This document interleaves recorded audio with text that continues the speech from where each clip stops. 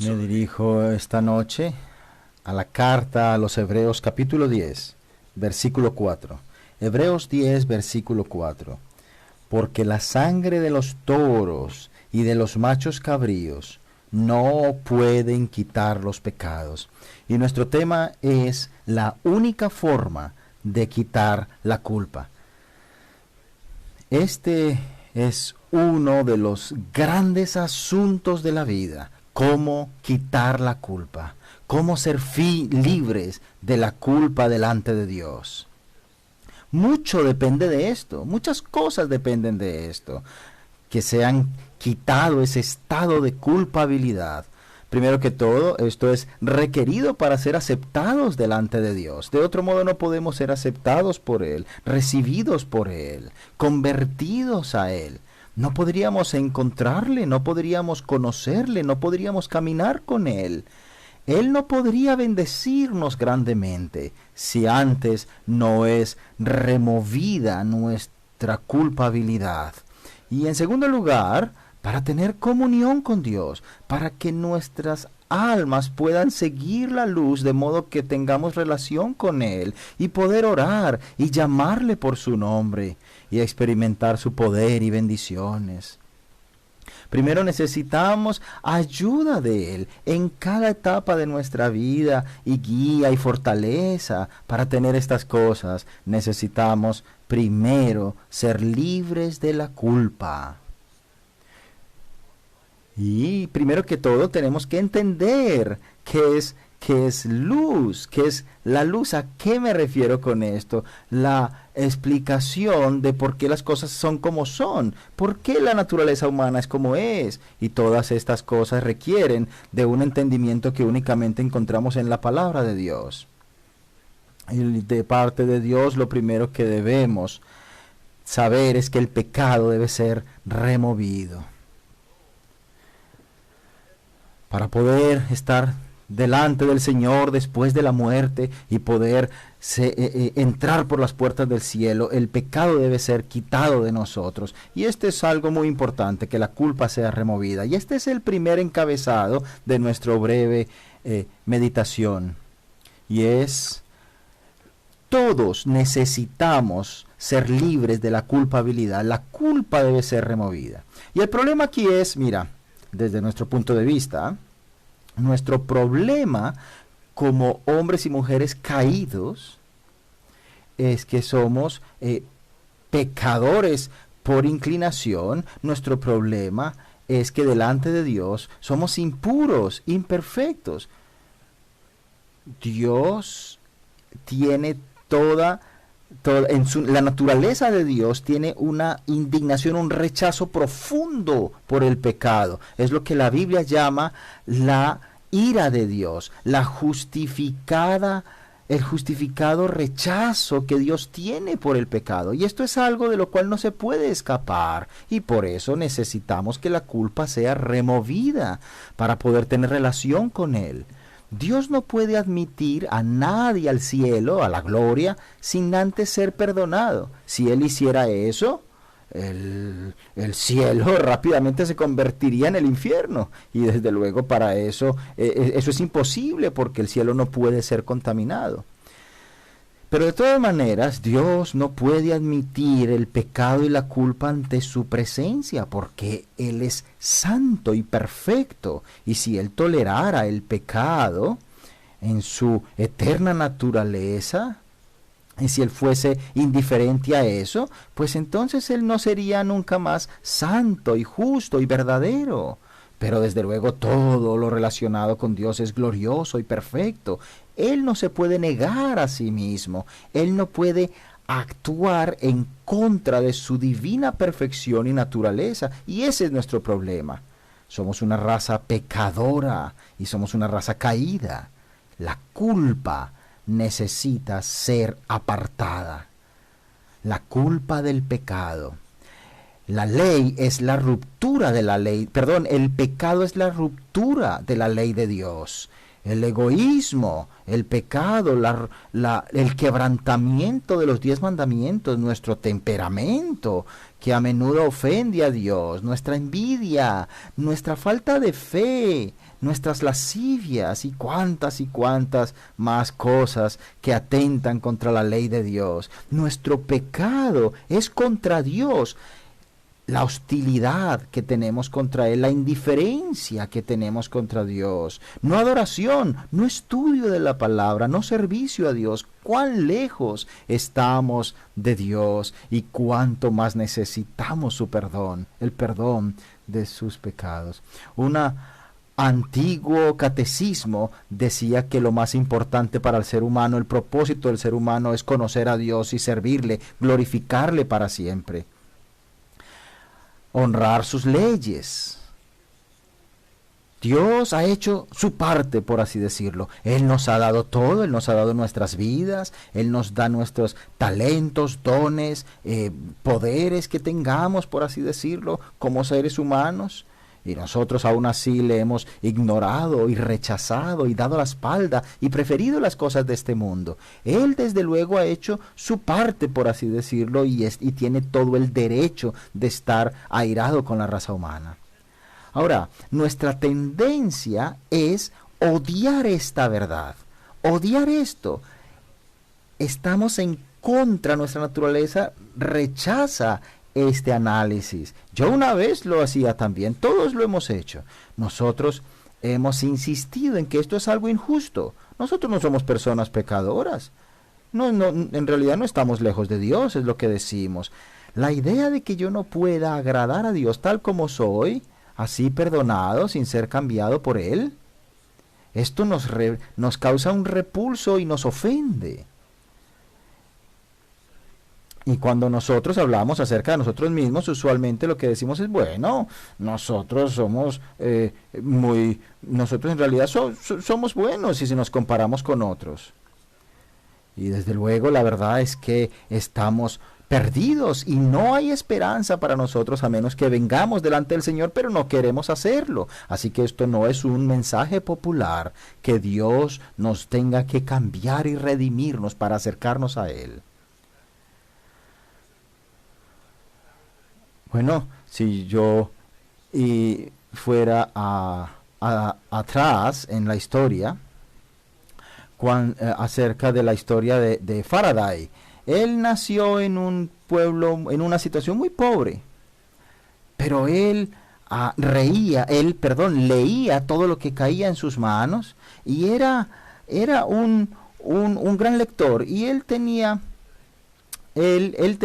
la costumbre de leer acerca de uno de los héroes de su época. Y él, como jovencito, casi que lo adoraba a este héroe que él seguía. Y todo lo que este hombre hacía, todo lo que él oía acerca de esta persona le parecía maravilloso. Era un hombre maravilloso. Así que él empezó, Faraday siguió leyendo más y más a medida que crecía y empezó a hacer ciertos trabajos en su laboratorio, y finalmente consiguió un trabajo cerca a este científico que era su ídolo. Y entonces, aún estando allí, ya conociéndolo más de cerca, comenzó a desilusionarse y comenzó a darse cuenta que en realidad no era lo que él pensaba, y empezó a darse cuenta acerca de sus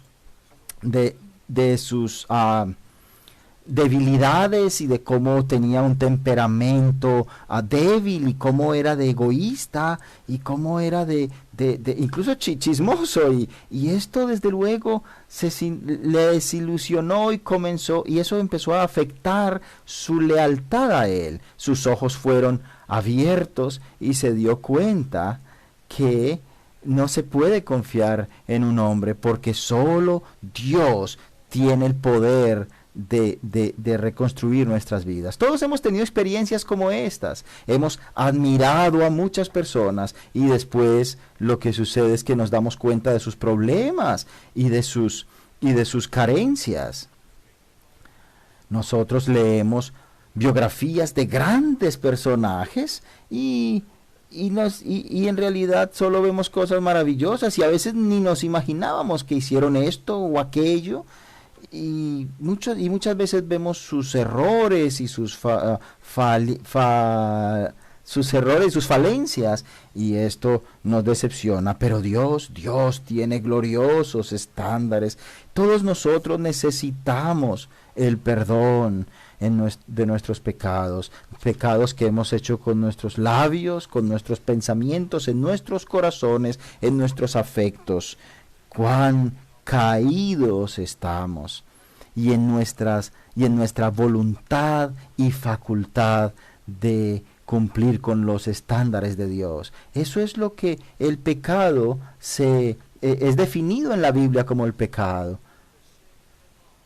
Y el Antiguo Testamento nos habla muy bien de esto.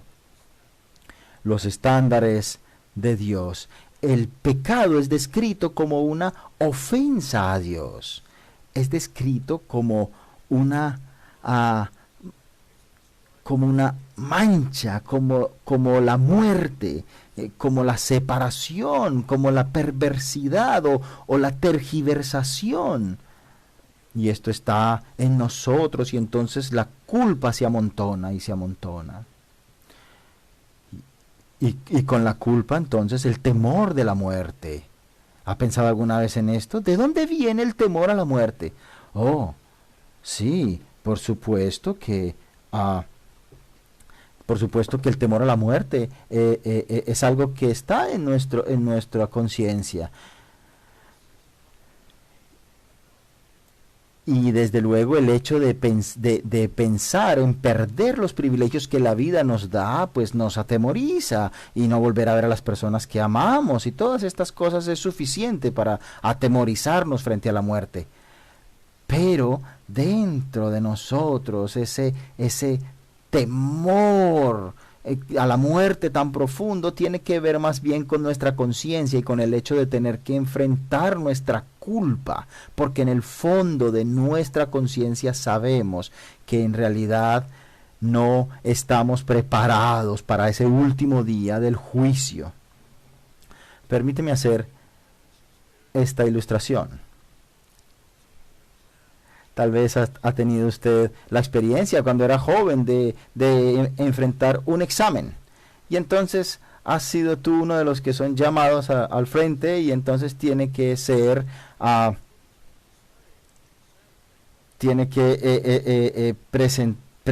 y justamente el área que usted no estudió es precisamente aquello de lo que serás examinado.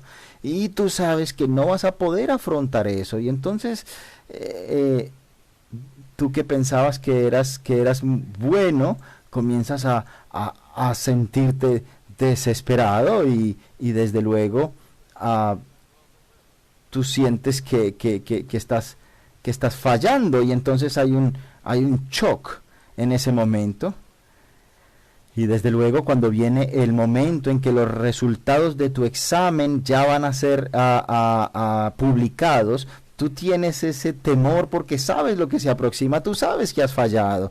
Bueno, pues eso nosotros es lo que hemos hecho muchas veces delante del Señor. Hemos fallado nuestro examen miles y miles de veces y nuestra conciencia nos dice que en realidad nosotros no estamos preparados para estar delante del Todopoderoso Dios. Es como un fugitivo de la justicia. Hemos leído acerca de esto. Tal vez ellos pueden huir y empezar a incluso encontrar un pecado, un puesto de trabajo en algún lado, pero en realidad nunca va a tener paz en su corazón.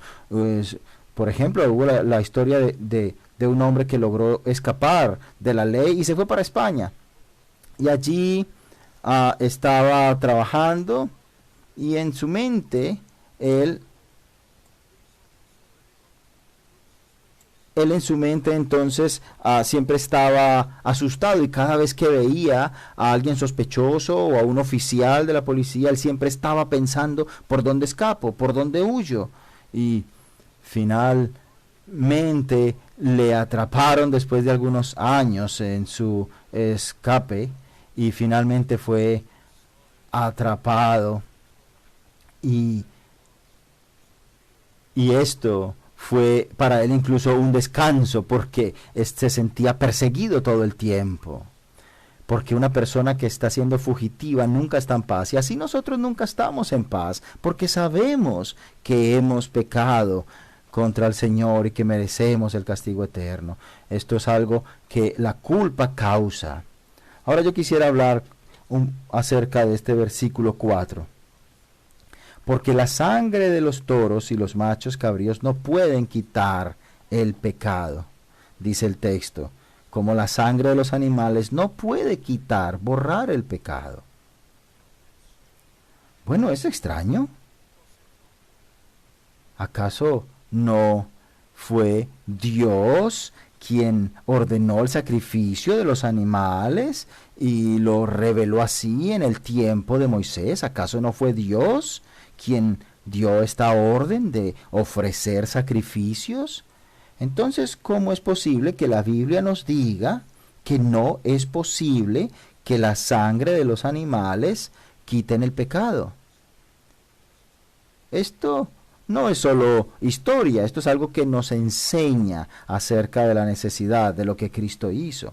Sí, pero aquí nos dice que los sacrificios de animales en los tiempos antiguos no estaban preparados o destinados a quitar el pecado, sino que era un símbolo, un ejemplo, una lección de lo que un día Dios haría. La ley tiene sombras, por así decirlo, las sombras de las cosas buenas que estaban por venir. En el Antiguo Testamento, en estas leyes encontramos símbolos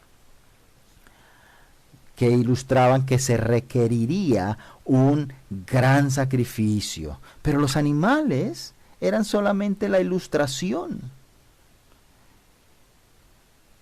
Y ellos, a medida que ofrecían esos sacrificios, confiaban que un día Dios brindaría el grandioso sacrificio que quitaría el pecado.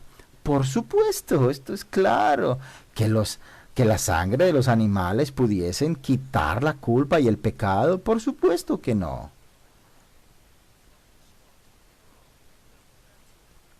Es como tratar de encender un coche con una batería descargada. ¿Y qué tenemos que hacer entonces si intentamos encender el coche así? Pues ¿qué pasaría? Que el coche no encendería, porque no hay suficiente poder para encender el coche. Pues asimismo, en la sangre de estos animales no había el suficiente poder para quitar el pecado. Aún así, además de esto, los sacrificios de animales había sido es removido, es quitado. Eso ya ha sido abolido. Y una vez muerto el animal, ya no tenía dolor.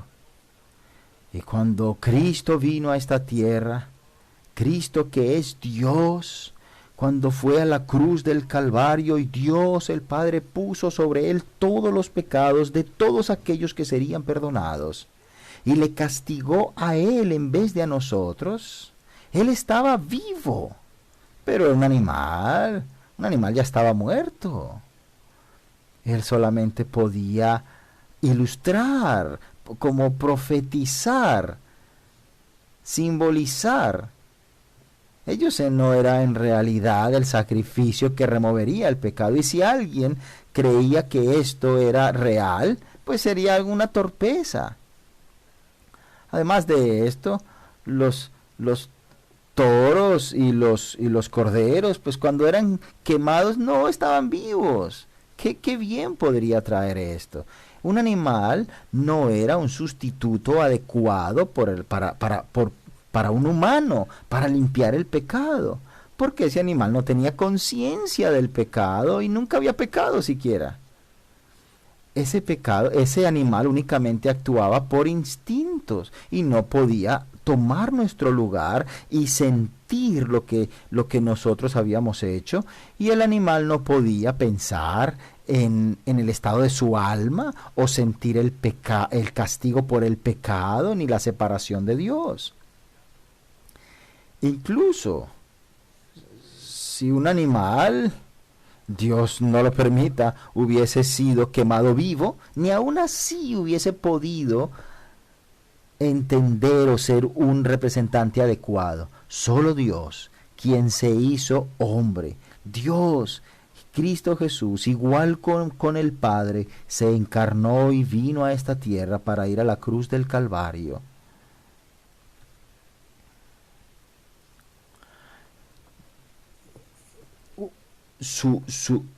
Un ser humano hubiese sido destruido instantáneamente por la ira de Dios, pero Dios sostuvo a la segunda persona de la deidad para soportar este castigo por nosotros.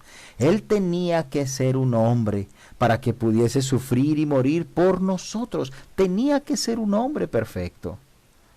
Y no ha habido ninguno en la tierra, a excepción de Cristo Jesús el Señor, quien vivió una vida perfecta en la tierra. De manera que nosotros aprendemos algunos de los valores más hermosos de Cristo, como el sacrificio que fue representado en el Antiguo Testamento con los sacrificios, y cómo Cristo consiguió lo que ningún animal hubiese podido conseguir en el pasado, porque los animales no pueden remover el pecado. La culpa es algo muy difícil de quitar. Ha sido descrita por alguien como el aceite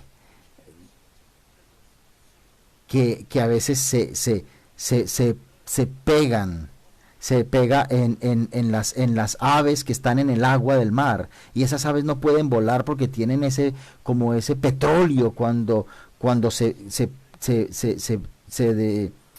derrama en el mar, y entonces contamina todo y se pega de los animales y no son capaces de limpiarlo, de limpiar a un ave. Pues así es, como algo así es el pecado. Un pecado se pega y nos produce la culpa y nos aleja de Dios, de tal manera que solo hay una forma de ser removido, y es con el poder de Dios. Dios tiene que limpiarnos. Solo Él puede limpiarnos y remover la culpa del pecado.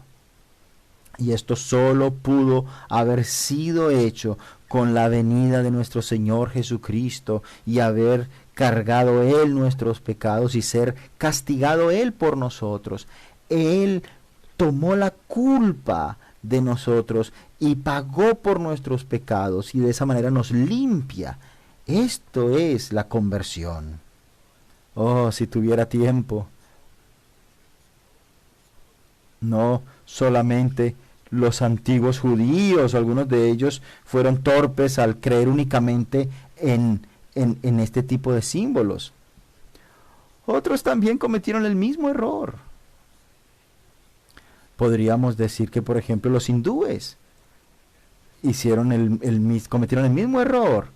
Ellos cada 12 años, muchos de ellos tienen que peregrinar a unas aguas, y ellos creen que metiéndose en esas aguas pueden tener vida eterna y estar seguros.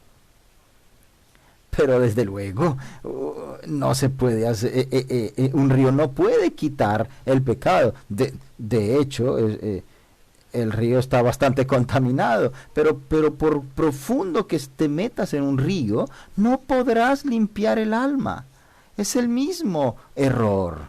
Ellos piensan que un símbolo puede limpiar el corazón. El Islam, por ejemplo. Ellos dicen que si separas el 2,5% de tus ingresos para dar de alimentar al pobre, eso limpiaría tus pecados y tu alma. Pero desde luego, ¿de verdad crees que haciendo un pago como este, entonces se limpiaría tu alma? No, solo Cristo, quien sufrió el castigo que nosotros merecíamos, y cargando con nuestros pecados, Él pagó por nuestros pecados. Queridos amigos, no hay otra forma, a excepción de Cristo, para remover el pecado. Permíteme mencionar algunos de nuestros remedios. Yo sé que hay personas que dicen que no tienen que no tienen ningún sentido de culpa. Y quitan a Dios y tratan de convencerse que Dios no existe. Y creen que el mundo es un accidente. Y entonces ellos consideran que no hay Dios y que no habrá un juicio. Y esto lo que significa es que tú de esa forma tratas de quitar cualquier conciencia de culpa y de pecado, porque si no hay Dios, entonces ellos ven este mundo de manera superficial, pero la conciencia sigue estando allí y algún día el río tendrá que ser cruzado y estas cosas tendrán que ser afrontadas. Otras cosas justifican lo que hacen y tratan de apartar la culpa del pecado, excusándolo todo lo excusan. Pero mira, eso no ayuda. Eso es una ficción. Eso en realidad no sirve. Cuando tú te autojustificas y cuando otros lo hacen, bueno, pues tú no lo crees, ¿verdad? Hay muchas formas en las que tal vez tú puedes tratar de acallar tu conciencia, o incluso tú puedes alejar los pensamientos del pecado y sumergirte en el entretenimiento de manera que nunca pienses en esas cosas. Pero la conciencia seguirá molestándote y un día tendrás que afrontarlo.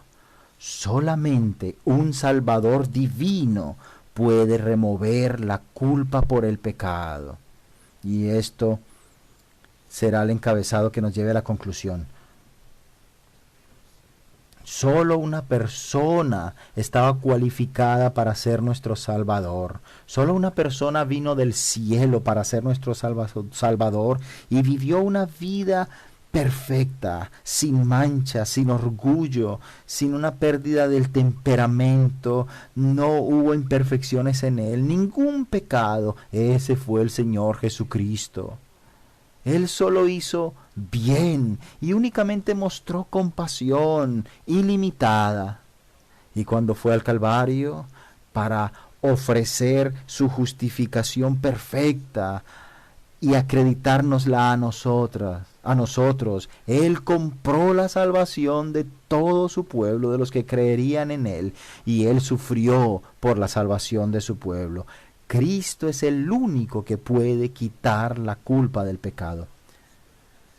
Recuerdo que en una ocasión, tratando de explicar esto a un hombre muy inteligente, por cierto, que era un hombre exitoso en este mundo, y que estaba abierto a que se le hablara del camino de salvación, y cuando terminé de explicárselo me dijo esto.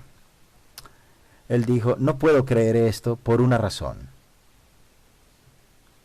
Y yo le dije: ¿y cuál es su razón? ¿Cuál es tu razón? Y él me dijo: es muy simple. Es muy sencillo.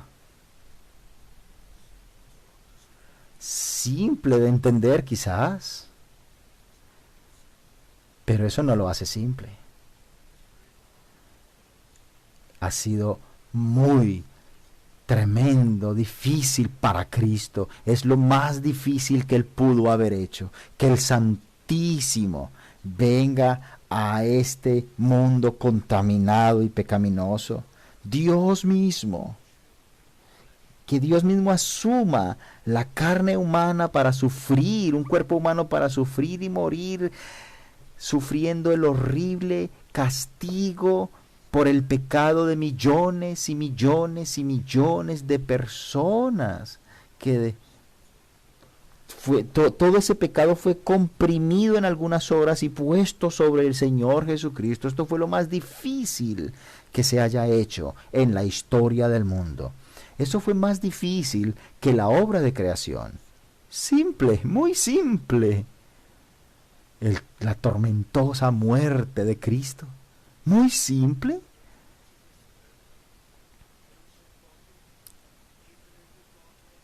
¿Sabes? Para que esto fuese hecho, hubo, por así decirlo, un problema en la deidad. Lo podríamos explicar en términos humanos, por así decirlo. En la eternidad pasada, Dios observó a todos los hombres y mujeres caídos y en su pecado. Y el problema que Dios tuvo, por así decirlo, es una forma de explicarlo, ¿cómo puede ser estas personas juzgadas justamente y castigar el pecado, pero al mismo tiempo poder manifestar mi amor y mostrar mi misericordia y perdonar y salvar a millones? ¿Cómo podemos poner esto en equilibrio de manera que el carácter de la naturaleza de Dios, que es absolutamente justo, pueda también manifestar su misericordia y amor? ¿Cómo podemos poner en balance estos atributos? Por supuesto, nosotros decimos problema para poder entenderlo, pero en realidad en la genialidad divina nunca ha habido problemas. Pero el problema, por así decirlo una vez más, fue resuelto en que la segunda persona de la deidad vino a esta tierra y tomó el pecado y sufrió y murió.